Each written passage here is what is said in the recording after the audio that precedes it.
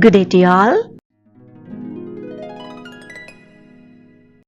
இன்னைக்கு நாம news reports or journalism, legal discussions, formal education or essays, professional கம்யூனிகேஷனில் மாத்திரமே பயன்படுத்தப்படும் ஒரு சொல் பார்க்க போகின்றோம். allege, allege, again allege அப்படின்னா allege என்பது ஒரு ஃபார்மல் வேர்டு. இப்ப நாங்க பார்ப்போம், இந்த ஃபார்மல் வேர்டுக்கு பதிலாக நாம் கேஷுவல் ஸ்போக்கன் இங்கிலீஷ்ல வேற என்ன சொற்களை பயன்படுத்துகின்றோம் என்று. allege அப்படின்னா ஒரு வினைச்சொல், குற்றம் சாட்டு என்னும் தமிழ் அர்த்தத்தை கொள்ளும். இதற்கு பதிலாக நாம் ஸ்போக்கன் இங்கிலீஷ்ல say ஆர் claim என்கின்ற சொற்களை பயன்படுத்துகின்றோம். அடுத்தது நாங்க பார்ப்போம் alleged அப்படின்னு சொன்னா allege என்பதனுடைய பாஸ்ட் ஃபார்மும் allege தான். allege என்பதனுடைய பாஸ்ட் பார்ட்டிசிபிள் ஃபார்மும் பாஸ்ட் ஃபார்முமே alleged தான். அதே நேரத்தில் அது ஒரு adjective-ஆக குற்றஞ்சாட்டப்படும் என்னும் அர்த்தத்தில் பயன்படுத்தப்படும். இதற்காக நாம் கேஷுவல் ஸ்போக்கன் இங்கிலீஷில் பயன்படுத்துவது supposed ஆர் claimed. அடுத்தது நாங்க பார்ப்போம் allegedly அப்படின்னு சொன்னா அது ஒரு adverb. குற்றம் சாட்டப்படுவது போல் ஏதோ ஒரு செயல் நடைபெற்றதாக கூறப்படுகிறது என்னும் சந்தர்ப்பத்தில் குற்றம் சாட்டப்படுவது போல் என்னும் அர்த்தத்தில் வரும். இதற்கு பதிலாக நாம் கேஷுவல் ஸ்போக்கன் இங்கிலீஷ்ல apparently ஆர் supposedly என்பவற்றை பயன்படுத்துகின்றோம். அடுத்தது allegation அப்படின்னா அது ஒரு நவுன், குற்றச்சாட்டு, குற்றம் சாட்டு அல்ல, குற்றச்சாட்டு, பெயர் சொல். இதற்கு பதிலாக நாம் கம்ப்ளைண்ட் ஆர் கிளைம் என்பவற்றை ஸ்போக்கன் இங்கிலீஷ்ல பயன்படுத்துகின்றோம். உதாரணங்கள் பார்ப்போமா? போலீசார் தன்னை தவறாக நடத்தியதாக அவர் குற்றம் சாட்டினார். அவர் குற்றம் சாட்டினார் கடந்த காலத்துல இந்த வாக்கியம் அமைந்திருக்கிறது. ஆகவே he alleged. இங்கு alleged என்பது adjective-ஆக பயன்படுத்தப்படல, பிரதான வினைச்சொல்லாக பயன்படுத்தப்படுகிறது. He alleged that he was mistreated by the police. He alleged that he was mistreated by the police. அந்த நிறுவனம் வாடிக்கையாளர்களை ஏமாற்றியதாக அவர்கள் குற்றம் சாட்டுகிறார்கள். சிம்பிள் பிரசன்ட் டென்ஸ்ல வாக்கியம் சொல்லி இருக்கின்றோம். They allege that the company cheated its customers. They allege that the company cheated its customers.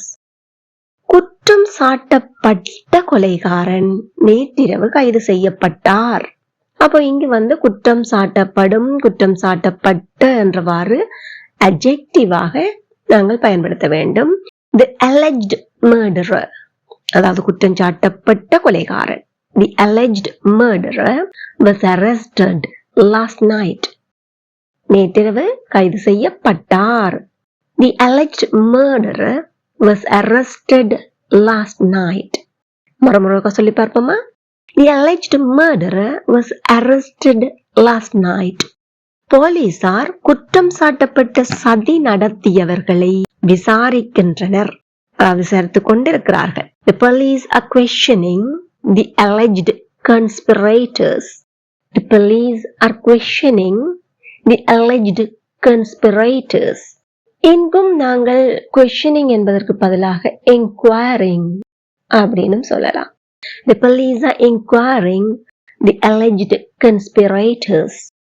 அவர் குற்றம் சாட்டப்படுவது போல் அலுவலகத்திலிருந்து பணத்தை திருடியுள்ளதாக கூறப்படுகிறது. குற்றச்சாட்டுல எப்படி கூறப்பட்டிருந்துச்சதோ அதே போல அலுவலகத்திலிருந்து பணத்தை திருடியுள்ளதாக கூறப்படுகிறது. இங்கு allegedly என்பது பயன்படுத்த போறோம். He allegedly stole money from the office. He allegedly stole money from the office. Again, he allegedly stole money from the office.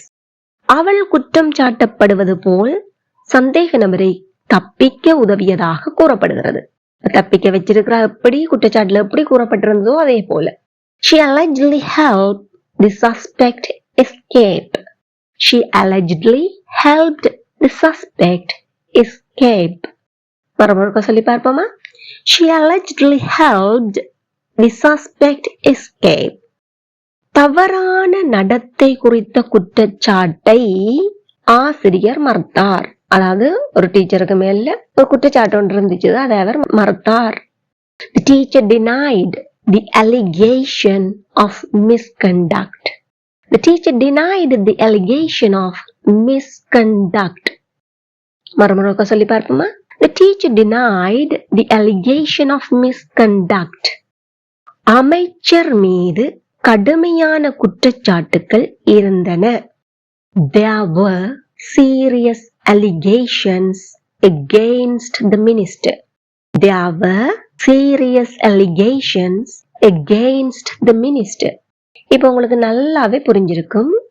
allege என்கின்ற ஒரு பேஸ் ஃபார்ம் வேர்ப்ல இருந்து நாம அதை ஒரு அட்ஜெக்டிவா பயன்படுத்த முடியும், அட்வர்பா பயன்படுத்த முடியும், ஒரு நவுனாகவும் பயன்படுத்துகின்றோம் என்றெல்லாம் பார்த்தோம்.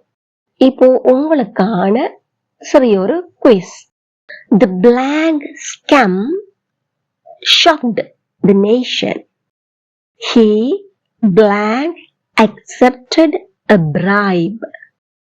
The manager denied blank of harassment. Reporters blank that the deal was illegal. The blank criminal is now in custody. She was blank involved in the robbery. He refused to respond to the blank.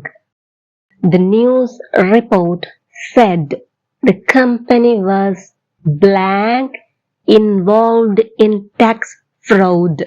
Please comment your answers. இது தொடர்பாக உங்களுக்கு ஏதாவது சந்தேகங்கள் இருப்பின் அவற்றையும் மறக்காம comment பண்ணுங்க.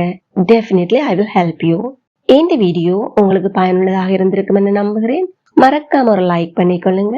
இதே போல மேலும் பல பயனுள்ள வீடியோக்களை பார்வையிட இந்த சேனலை இப்பவே சப்ஸ்கிரைப் பண்ணி அருகே உள்ள பெல் ஐக்கனையும் அழுத்தி கூடவே ஆல் என்கின்ற ஆப்ஷனையும் செலக்ட் பண்ணி கொள்ளுங்க.